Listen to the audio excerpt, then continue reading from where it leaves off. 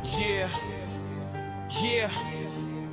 Para kina Pududud at Joff, mula Isla hanggang Italia.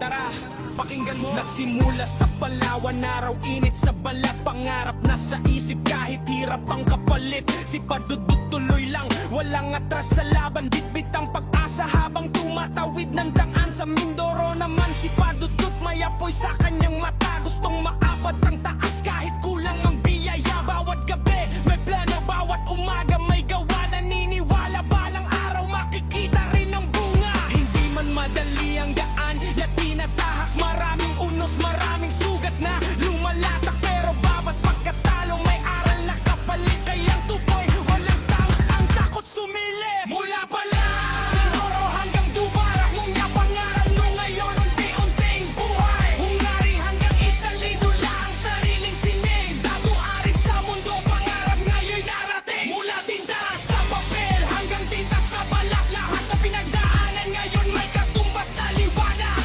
Padudud at Joff, kwento ng tagumpay. Pinoy na lumaban para sa pangarap ng tunay.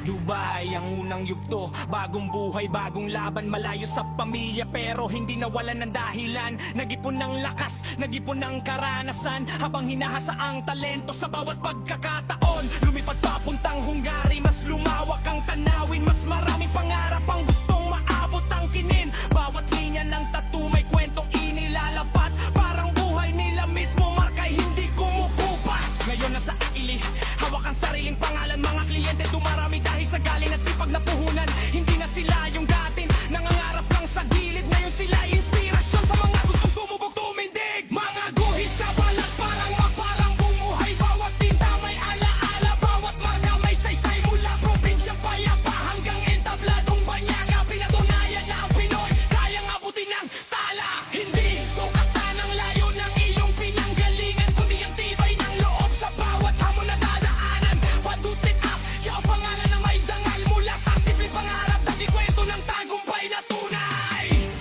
Mula Palawan, Mindoro hanggang Dubai, Hungary at Italy, pangarap ay lumipad. Tattoo-artist na ngayon, kilala sa kanilang sining. Patunay na ang sipag at tiyaga'y mararating.